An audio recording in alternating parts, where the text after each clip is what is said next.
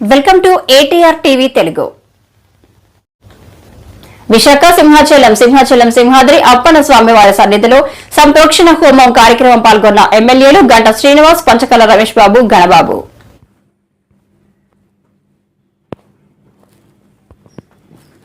గత ప్రభుత్వంలో ఒక తప్పు జరిగింది. దాన్ని ఎలా ఏ విధంగా పరిష్కరించాలో ఆలోచించకుండా సిగ్గు లేకుండా రాజకీయం మాట్లాడుతున్న వైసీపీ ప్రభుత్వానికి ప్రజలు బాగా బుద్ధి చెప్పారు. 151 సీట్లు గెలిచిన ప్రభుత్వం 11 సీట్లకే పరిమితం అయిందంటే ఈ పాటికి మీకు అర్థమయ్యే ఉండాలి.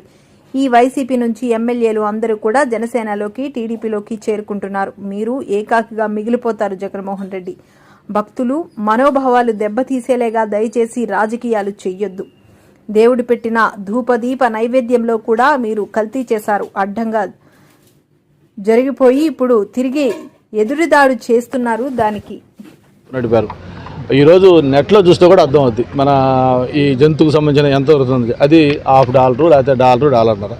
అసలు పాయింట్ ఇక్కడ రేటు గురించి కాదు, మన సాంప్రదాయాలు ఏంటి, మన నమ్మకాలు ఏంటి, మన సెంటిమెంట్ ఏంటి, దాంట్లో అసలు జంతువులకు సంబంధించిన ఈ నూనెలు అంటే మరి ఎంతో పవిత్రంగా చేసి దాంట్లో అటువంటి కల్పిస్తున్న దాన్ని ఖండించాల్సింది పోయి దాని రేట్ ఎంత, దీని రేట్ ఎంత. ఇప్పుడు ఒకటే నేను అడుగుతున్నాను, మార్కెట్లో నెయ్యి ఎంత, మీరు విలేకరులు మీకు తెలుసు కదా.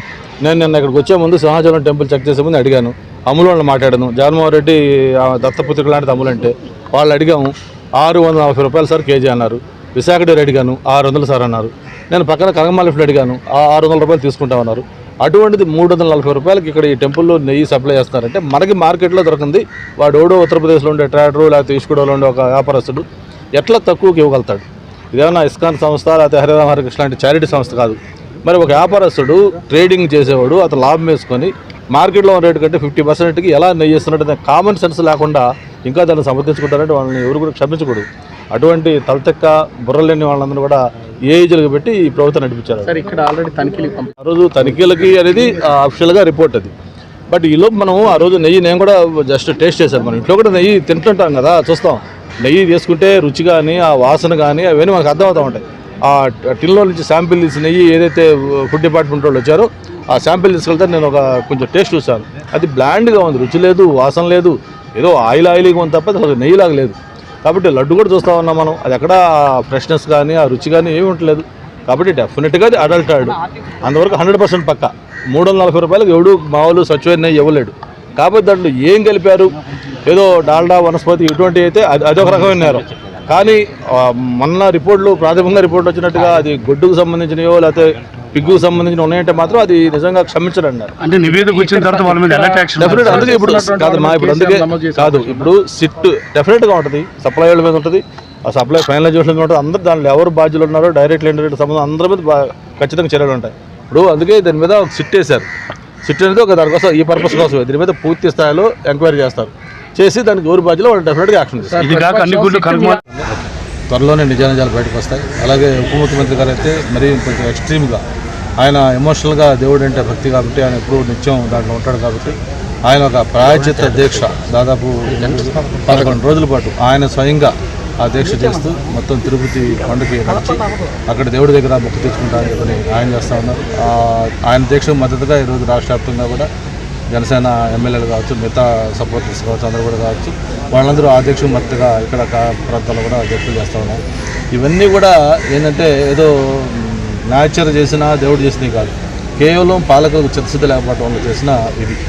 ఇప్పుడు కూడా నేను ఇప్పుడు రాజకీయాలు మాట్లాడకూడదు, కానీ ఏదైతే గతంలో పరిపాలించిన వైఎస్ఆర్ పార్టీ, ఆ పార్టీ చీఫ్ ఒక తప్పు జరిగింది, ఎందుకు జరిగింది, ఎలా జరిగింది అని పరిశీలించుకుందాం, దీన్ని సరిదిద్దుకుందాం, భవిష్యత్తులో ఇలాంటి జరగకుండా అందరం కలిసి కృషి చేద్దామని చెప్పాల్సిన బాధ్యత మర్చిపోయి సిగ్గు లేకుండా మళ్ళీ రాజకీయం మాట్లాడుతూ ఉన్నాం.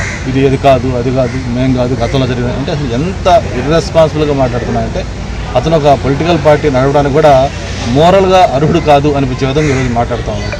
అందుకే ప్రజలు మనం అలాంటి తీర్పిచ్చారు. 11 సీట్లు 151 సీట్లతో గెలిచిన పార్టీ కేవలం 5 ఏళ్ళు తిరిగేసరికి 11 సీట్లకు వచ్చిందంటే అతను పరిపాలన ఏ విధంగా సాగిందో అర్థం చేస్తున్నారు ప్రజలు. మరి ఇలాగే ఇప్పటిలాగే కానీ ఇంకా మాట్లాడుతుంటే భవిష్యత్తులో ఆ 11 కూడా మిగిలిపోవు, చివరికి 0 సీట్లు మీద పరిస్థితుంది.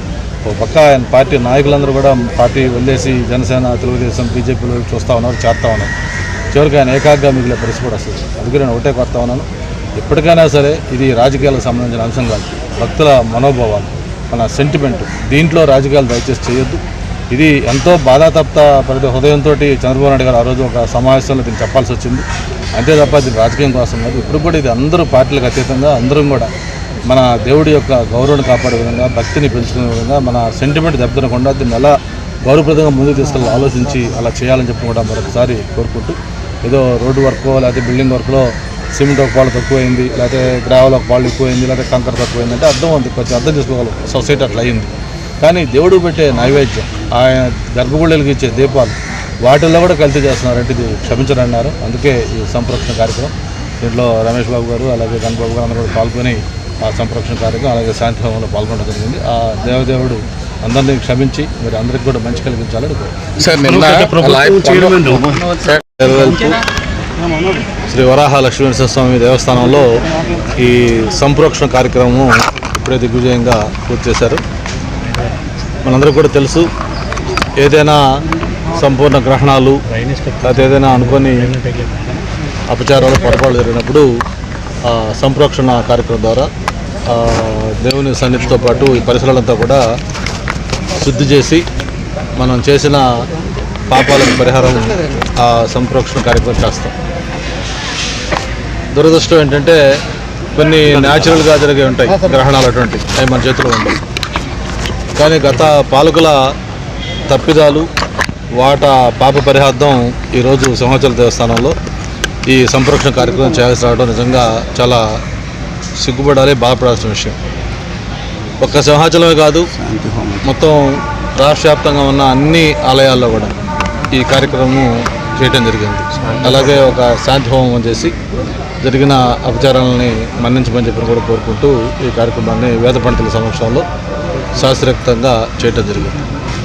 మనం చూస్తూ ఉన్నాం, మన హిందువుల యొక్క వైదిక సాంప్రదాయాల ప్రకారం మనకి దేవుడు అంటే ప్రాణంతో సమానం. అది తిరుపతి వెంకటేశ్వర స్వామి కావచ్చు, లేకపోతే సింహాద్రి అప్పరం కావచ్చు, లేకపోతే విజయవాడ కనకదుర్గమ్మ కావచ్చు, మనకు ఎవరైతే మనం దేవుళ్ళని కొలుస్తూ పూజిస్తూ ప్రార్థనలు చేస్తూ ఉంటామో వాళ్ళందరూ కూడా మనకు నిత్యం మన జీవన విధానంలో ఒక భాగం. నిధులేసిన దగ్గర వెంటనే గోవిందాను, శ్రీరామాను, లేకపోతే ఓం శ్రీమాత్రే నమహాను రకరకాల వాళ్ళ నమ్మకాలతో వాళ్ళు చేసుకుంటూ ఉంటాం. అటువంటి భక్తుల మనోభావాలు దెబ్బతినే విధంగా మరి దీన్ని నిర్లక్ష్యం అనాలా, లేకపోతే అహంకారం అనాలా, లేకపోతే ఆ కొవ్వు ఎక్కువైతే అనాలా నాకు అర్థం కట్టదు. కానీ చేసిన తప్పు మాత్రం మామూలు తప్పుదం కాదు. అందుకే నేను మొన్న ఈ సింహాచలం ప్రసాదం పరిశీలనకు వచ్చినప్పుడు నేను ఆ రోజు మాట అన్నప్పుడు కొంచెం బాధేసింది. అదే వేరే సాంప్రదాయాలు భంగగలిగే విధంగా చేస్తే అక్కడ వాళ్ళు రాళ్లతో కొట్టి చంపేస్తారు. అది నేను అన్న పెద్ద మాట కాదు, అది యాక్చువల్గా అది వాస్తవం. ఎందుకంటే మన భక్తులు ఎంతో నమ్మకంతో తిరుపతి వెంకన్న స్వామి లడ్డు అంటే అది తిరుపతి వెంకన్నతో సమానం. గతంలో మేమందరం చిన్నప్పుడు ఉన్నప్పుడు తిరుపతి లడ్డు అంటే 10-15 రోజులు ఉన్నా కూడా అది తాజాదనంగా ఉండేది. అలాగే రుచి వేరేగా ఉండేది. ఆ యూనిక్ క్వాలిటీ ఇంకొక వేరే చోట దొరికేది కాదు. అటువంటి లడ్లు ఈరోజు ఎలా ఉన్నాయి మనం చూస్తూ ఉన్నాం. ఒక పక్క మార్కెట్లో నెయ్యి, మంచి నెయ్యి అంటే 700-800 లేదు. మొన్నే ఇక్కడ సింహాచలంలో ఒక హోమం చేశారు. మా పండితులు అడిగాను ఎంత తెచ్చారో అంటే రాజస్థాన్ నుంచి 1400 రూపాయలు తెచ్చామన్నాను నేను. మరి అటువంటిది సింహాచలం దేవస్థానానికి 341 రూపాయలకి నెయ్యి సప్లై చేస్తూ ఉంటే అది ఎటువంటి నెయ్యో కూడా చూసుకోలేని పరిస్థితిలో ఆ రివర్స్ టెండర్ అనే ఒక మాయలో పడి దాంట్లో తక్కువ